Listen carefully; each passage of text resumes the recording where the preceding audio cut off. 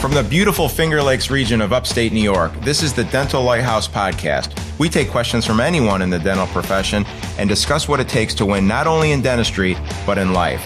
Business, leadership, relationships, parenting, health and wellness, money management, nothing is off limits on the Dental Lighthouse Podcast. I'm Jason Tenori, your host, and have over 20 years of experience to pull from. Learn from my mistakes and let me help you collapse time so you can become the best version of yourself.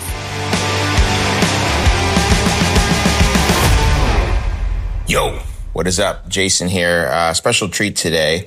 I am blessed to be part of the Dental Success Institute. I'm a black belt coach for that organization. Mark Casas's group is second to none. In January, I did a lecture on optimal doctor scheduling, and Mark shared it on his podcast, the Dentalpreneur podcast, which is just an amazing resource for those of you guys that are not familiar with it. But he shared those as podcast episodes, and with his permission, I'm sharing them here. I feel the content is pretty darn good. I'm a little biased, but it is what it is. So we're going to break it up into two episodes. This is episode 1, and we'll come back here in a couple weeks and share episode 2. Thank you. I hope you get a lot of value. If you have any questions or concerns, please don't hesitate to reach out to us, and I can create some clarity for you. I'll also share the PowerPoint presentation in the episode description. Thanks, guys. Later. A person that sends me lots of love bombs, and I send lots of love bombs too, is our next speaker, Dr. Jason Tenori. In fact, I opened up last mastermind meeting in St. Louis with a text that he had written me, and I couldn't even get through it because it was so touching. And it was just a random love bomb that he sent me about his brother, his son scoring a touchdown, and how special I was to him and how special this community was to him. And that's Dr. Jason Tenori. Jason, one of the cool things that you will understand and recognize about Jason, if you meet him in person after he speaks today, or if you have already met him, is he's an extremely, extremely successful operator. He has multiple practices, very high EBITDA, low overhead. What's incredible about his operation is that his culture score and his leadership score are through the roof. And you can say that he's successful because of that, or you can just say that he is that type of person and he has that character and he would do it whether or not it came with financial rewards. Extremely humble person. He's the same person up here that you will find if you meet him in person. He's the type of person that even though he probably has more employees, more offices, and more production than anybody in this room, he'll be driving for a couple hours and he'll put out into the community, hey guys, driving for 4 hours. If anybody wants to call me, I'm open to talk to anybody. And I'll put that up in the DSI group. Who does that? Who does that? Very few people. And it's because of that giving heart that he's been blessed with all the blessings in his life, and he gives it back to everybody in this community. So I want you guys to give a big round of applause to my great friend, Dr. Jason Tenori.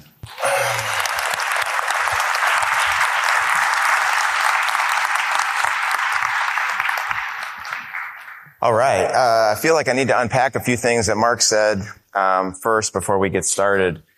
First off, I wasn't planning on wearing this shirt today, but with Mark's lecture on connecting with people and RBF, my team made this for me because we have a lot of employees, and I shouldn't say half of them, but there's a decent amount every week where I don't even know who they are anymore. So when I walk down the halls, my more seasoned employees would say, Jason, you got to do something. You got to smile more or just make eye contact. So I tried and failed tremendously well. So they ended up making a handful of these shirts for me just to make sure that I'm communicating to the new employees that I'm very approachable. The other thing I wanted to unpack is, I'm a student of, cold plunges, and I was hesitant at first. Mark did allude that they have come down in price, but if you're not sure, do what I did. Go to Runnings or Tractor Supply. I spent $100 on a 150 gallon horse trough, and I put it out on my back deck, and I filled it with water. And being from upstate New York, it got really cold real quick. And it gave me an opportunity to kind of see if my wife and I would like it.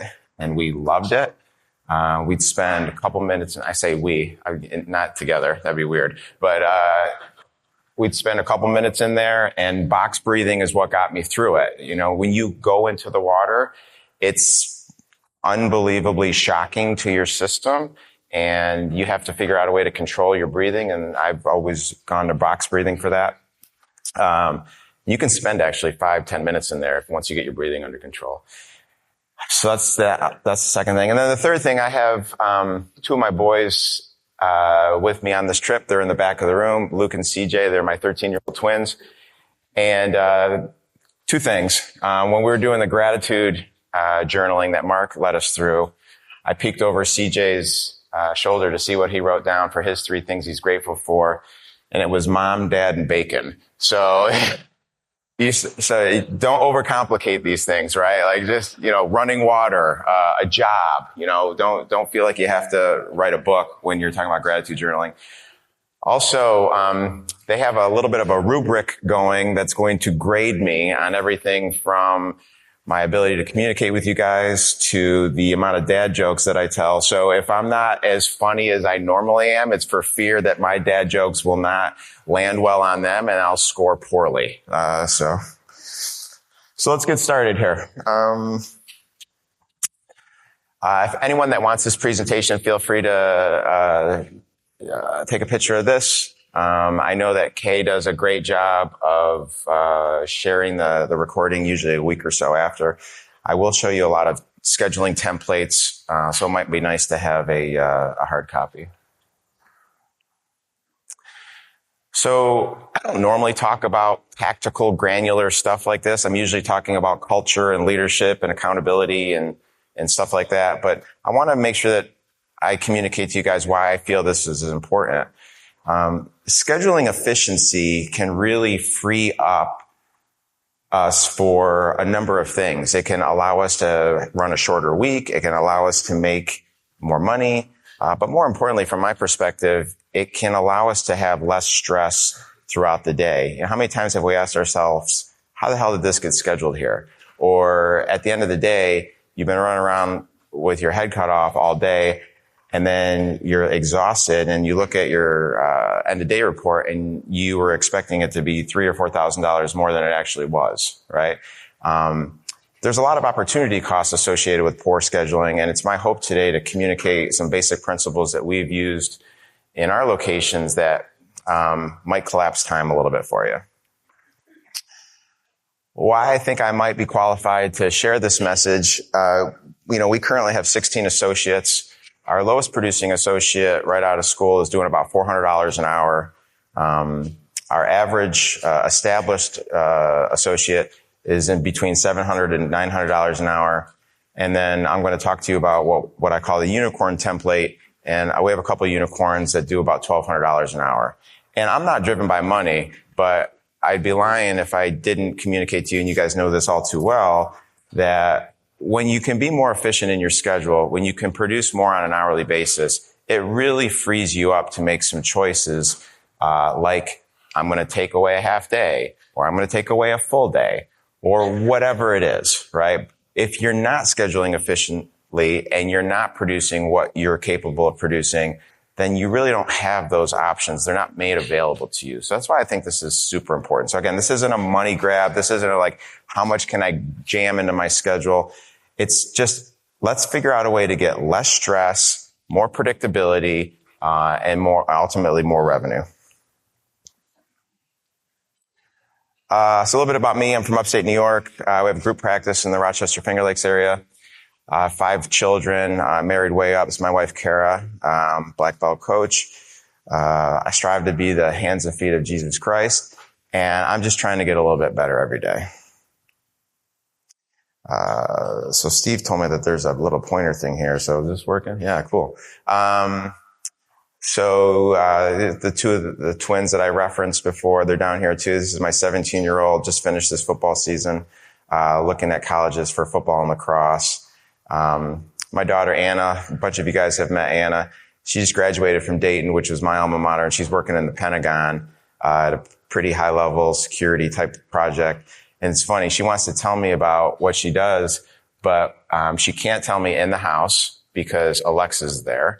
And whenever she wants to tell me a little bit about her job, she like literally pats me down to make sure I don't have my phone on me. So we go for a walk and she feels like she can share some things.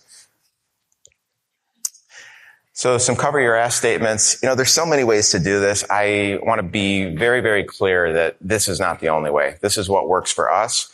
But by all means, if you have a way that's working for you, or if you have a better way, please share it with me. I'd love to learn from you and I'd love to grow.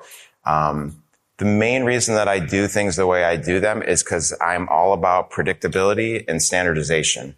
If I have a 20-year-old at the front desk that's responsible for my schedule, I want things to be so black and white for her. I want things to be so predictable for her. I don't want her to have to second guess herself or constantly run down the hallway and ask me where this should be scheduled. Now, some of you guys have smaller offices, have an office manager, unicorn type person that can read your mind. And if you have that person, then awesome. But most of us are struggling to find a couple people at the front desk that are good core value fits, that are competent. And I think it's our job to be able to give them a framework to schedule predictably so they're not constantly blowing you up. Doc, where should I put this? Doc, where should I put that? So that's what I'm all about here. I'm going to go over a handful of different templates. Use the ones that you feel might be useful. I don't use FDIS. So some of you guys that use those, your templates are going to be a little bit different. No system is perfect, and just be open-minded. So the templates I'm going to touch on, are basically 4. I'm calling it a new doctor template. So someone that's brand new to your office, this is how I would handle it. What we call an established doc template, which is probably most of us. The unicorn doc template, and then a template that we've been using over the last couple of years if we have limited space. So what's going to dictate which template you choose? There's a couple things. It's usually the doctor, the assistants, the facility, and the overall practice philosophy. So as a doctor, your template's going to be decided on your efficiency, your skill set. And from my perspective, number 1 is your self-awareness. So if you're one of those doctors that goes in to do molar endo and you can't think about anything else except MB2, right? You're probably not going to want a template that has you managing 3 hygienists and 2 other columns. And I'm not saying that there's anything wrong with that, but if you don't have that level of awareness of knowing what's going on in other rooms, then one of these the unicorn template is not going to be for you, right? So it's your level of self-awareness, it's your efficiency, it's your skill set. And then when we talk about assistants, how well are they trained? You know, we're all complaining about assistants and they're not trained up enough. But when you really look yourself in the mirror, how much time are you truly dedicating to growing your assistants and training them up? It's got to be hours per week. Okay. It's not like 15, 20 minutes here or there. It's got to be all the time. If you want to run some of these templates that, are especially assistant driven. Your facility. Do you have enough rooms? Do you have overflow rooms? Do you have rooms where you can put people?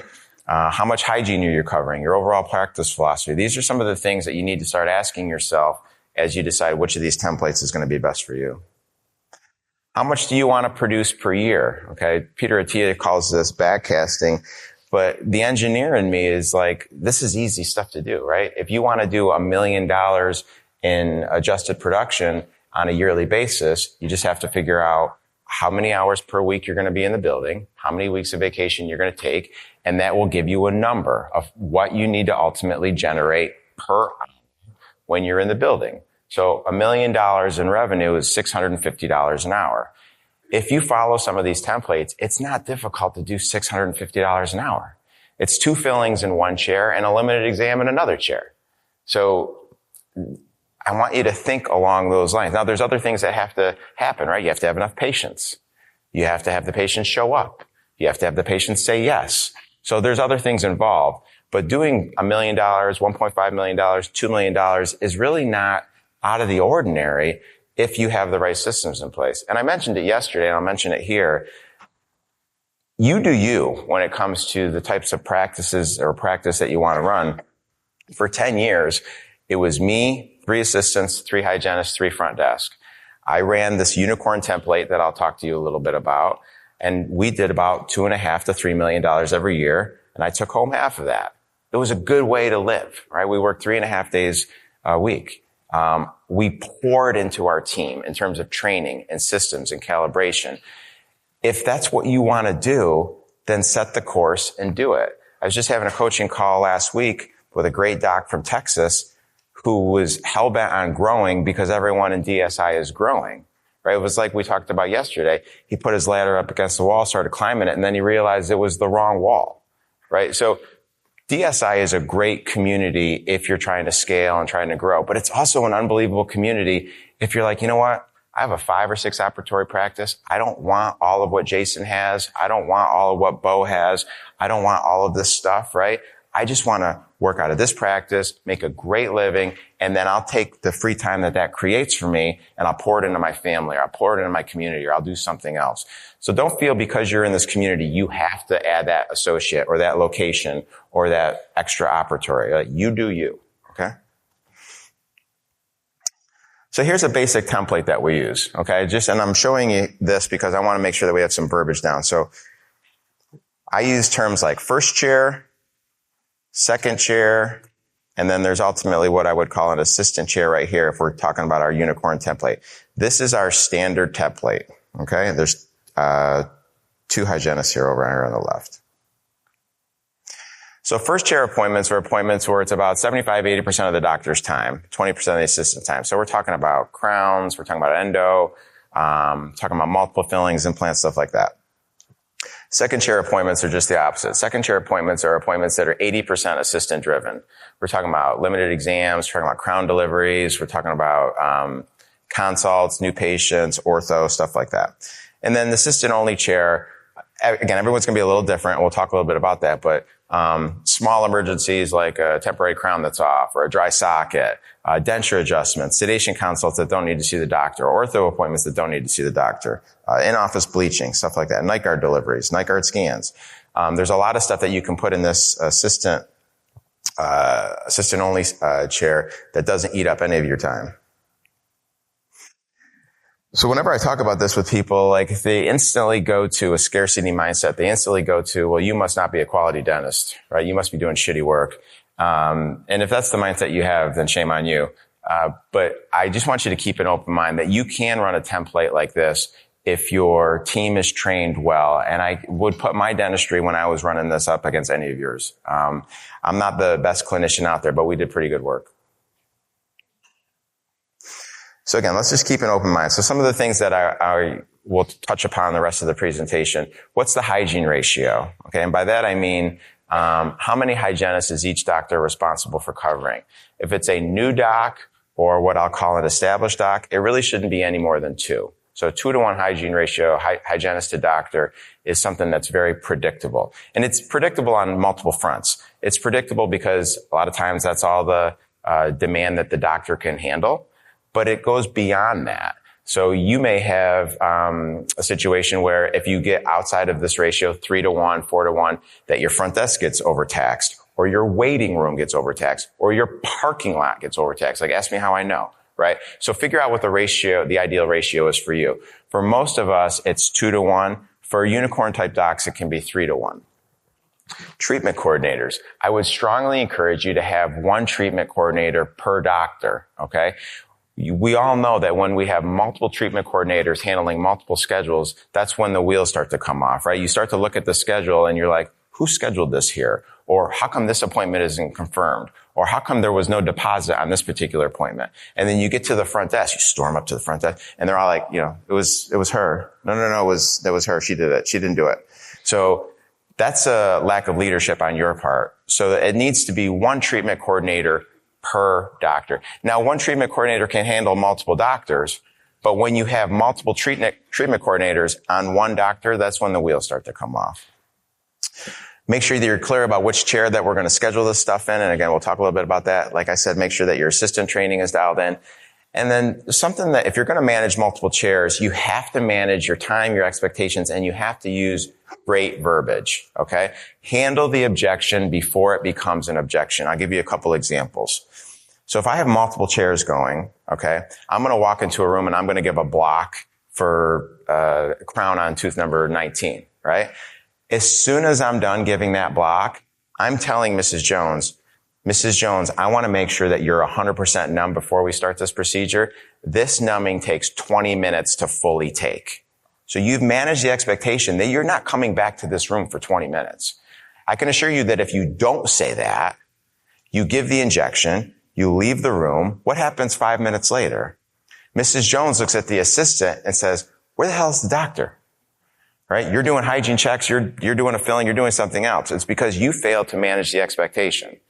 It happens all day long, right? So you've prepped this crown. You're about to leave the room so Sally, the great assistant, can make the temporary. Okay. Again, manage the expectation. Mrs. Jones, we're done with the crown prep. Sally is the expert when it comes to temporary crowns. She's going to make you a temporary crown that looks and feels beautiful. It takes her about 15, 20 minutes to do that. I'll be back to check it at that point. Okay. Perfect. Mrs. Jones has an expectation that I'm going to come back and check this temporary crown in 15 to 20 minutes, not in 5. Okay. You need to do this throughout the appointment, and you need to do this in hygiene. We were talking about this in our hot seat yesterday. So someone brought up, well, what about the 25-minute hygiene exam? Don't get sucked into the 25-minute hygiene exam.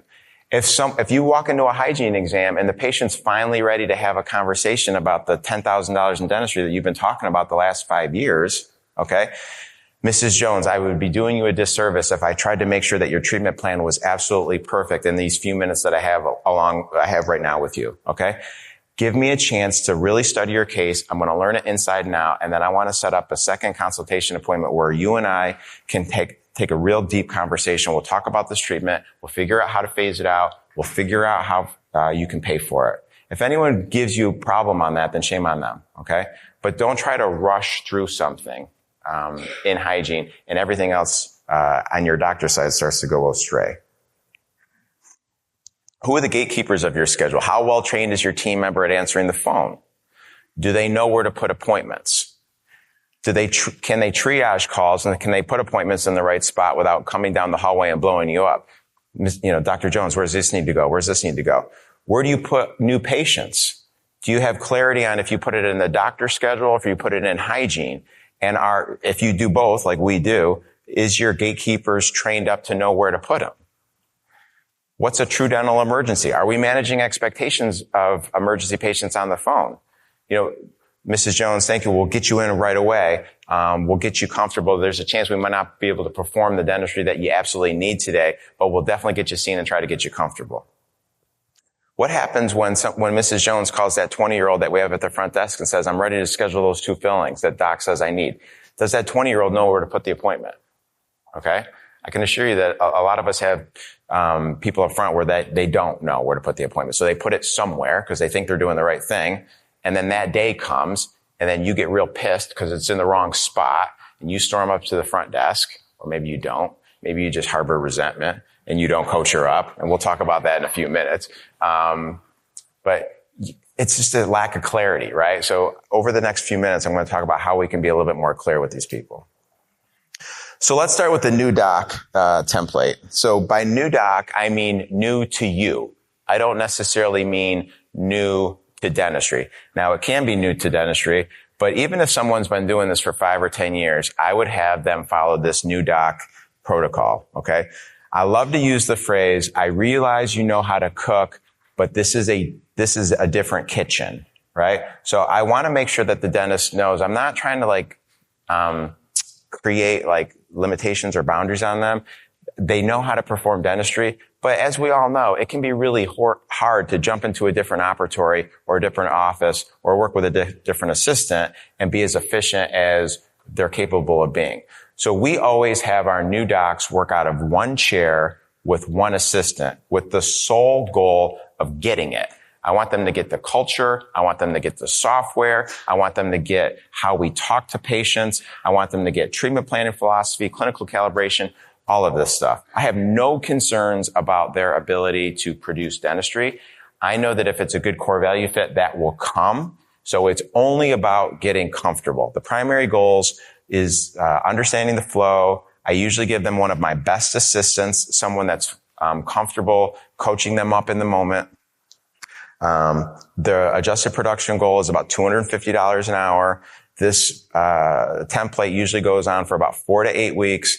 And then we just have to work through the kinks, right? The schedulers have to be cognizant of times and units and stuff like that. So here's an example. This is our flagship office. So right here, this is a new doc, Lindsay, just one basic column here, one assistant. We schedule 60-minute minimum appointments. We don't put any 30-minute appointments in the schedule unless the doctor has okayed it. If you can look over here, I have 3 other doctors here. Who we got here? Cammie, Kate, and Andrea. They follow the established doc template that we'll talk about next. So again, first chair, second chair, first chair, second chair, first chair, second chair. And then here we have 9 hygienists. So again, going back to that hygiene ratio, 9 hygienists, 4 doctors, that falls into that 2 to 2.5 to 1 ratio. So this is a manageable day. Even though it looks a little chaotic, there's a lot of chairs, a lot of assistants, this is a very manageable day at our flagship office. Established doc. So we go to the established doc protocol or template once the doc gets it, right? They understand the culture. They understand how we want them to talk to people. They have a decent level of efficiency. They're a good fit for the practice. They work out of 2 chairs with 2 assistants. We usually start to set hourly and daily goals anywhere from $500 to $1,000 per hour. They have to play an active role in developing their assistants. It's not on the owner doc. It's not on me to make sure that their assistant is awesome. And if they think it's on me, then I'm going to have a very uncomfortable conversation with that associate and say that if you want 2 assistants and you want 2 chairs and you want to be as efficient as some of the other associates in this group, then you need to spend some time training up your assistants, right? Everything from role playing to verbiage to temporary crowns to packing cord, whatever scanning, whatever your expectation is with that assistant. And then at the bottom here, I put, where is the best assistant? I think sometimes we get lazy, right? And we're prepping a crown or we're doing endo and we're in that room 80% of the time. We want our best assistant with us to make our lives easier. Sometimes that best assistant is better served in the next room with new patients, with consults, doing things that I'm not privy to. Like I'm in the other room. So consider having younger, less experienced assistants with you for restorative, for implants, for endo. And then you can continually train them up in the moment while your more experienced assistants, your more established assistants are developing relationships in the next room. And I've already showed you this picture, but again, this is a standard established doc template, right? So we have first chair appointments where this is 80% of the doc. Okay. Looks like endo build-up crown, a couple fillings. And then this is an Invisalign delivery. Typically, we would put Invisalign deliveries in the second chair and make it an assistant-driven process. But this particular doc was just getting used to Invisalign, and she wanted to make sure that she had experience and clarity with how to put attachments on before she expected one of her assistants to do it. So this is a very productive first chair. And then in the second chair, ER, new patient, ER, a block for a same-day emergency. We'll talk about blocks here in a second. A healing check, and then a crown delivery. This is an extremely manageable day. The front desk knew where to put all of these appointments, and then this particular doc has 2 hygienists to track. Unicorn doc. So unicorn doc is usually the founder doc, but it doesn't necessarily have to be. Unicorn docs typically have a skill set that's expanded or unique, okay? But the number one skill that a unicorn doc has, like I said before, is self-awareness. When they walk down the hallway and there's 3 rooms that they have the choice to go in, they know which room to go in, and they know how long they're going to have to be in that room before they need to go in this room, and then before they need to go in this room, okay? You may want to be a unicorn doc, but you just don't have that level of self-awareness. Sometimes you can learn it. Sometimes you can't. So if you try to be a unicorn doc and you go through 2-3 months of running an hour behind every single day, I'm going to let you in on a little secret. You lack the self-awareness to be a unicorn doc. And it's not anything against you, but you just don't have it. Okay. But there's a lot of us out there, especially founding docs, that can follow this template, that can do $1,000 to $1,500 an hour, and can manage the schedule extremely well. What do you need to do this? You need to have well-trained assistants. You need to have enough rooms to put these people in, and you need to have enough patience. So here's an example of a unicorn doc template. Okay. Right. So we have first chair appointments here. Again, just like I talked about before, 80% doc, 20% assistant. Second chair, 20% doc, 80% assistant. And then a whole column of assistant-only appointments, usually denture appointments, small ERs, bleaching. And this particular template has 2 hygienists. We can throw a third one in there too for unicorn docs. So what do we do when we're lacking space, or we have 2 docs in a smaller area? Or we have a doc that was a new doc, then they're ready to take on a little bit more, but they're not ready to go to 2 full chairs with 2 assistants. Max and I were just having this conversation last week on a coaching call. So I think, what do you have, 5 ops, Max? 6 ops, but 3 of those ops are taken up by hygienists. So he has 3 operatories for 2 doctors. Is that right? Okay, perfect. So this is a great way to do it, in my opinion. So let's walk through this, right? So, this is a 5 operatory practice, right? So we have Doc 1 here with first chair appointments. We have Doc 2 here with first chair appointments. And then both the docs will share the remaining room and the remaining assistant. And you do that by blocking out every other hour, right? So there's 1 assistant that's going to be here, and then here, and then here, and then all the way down. So this is a great way to stay productive. So the docs can do their first chair productive stuff, but they still have room in their schedule to do the less productive things that need to be taken care of, like delivering a crown, like triaging an emergency, like a denture check, or like an iTero scan, or something along those lines. So again, this is a great way to schedule yourself if you are limited on space, or if you have a new doc that's not quite ready for 2 full columns, 2 full chairs, two columns, but you're trying to figure out a way to phase them into that. Thank you. That wraps up another episode of the Dental Lighthouse Podcast. You have a choice today. Choose to be a lighthouse. Lighthouses are powerful and steadfast. They are beacons of light for others to reference when life gets turbulent. Go out into the world today and become a lighthouse for someone. Give more than you get. True joy comes from serving others. Start today. I'm Jason Tenori, your host. Thank you for listening to the Dental Lighthouse Podcast. For more information, podcast show notes, or links to anything that we have discussed today, please check out our website, thedentallighthouse.com. We would love to hear from you. If you would like to get on the show, please email us at podcast@thedentallighthouse.com.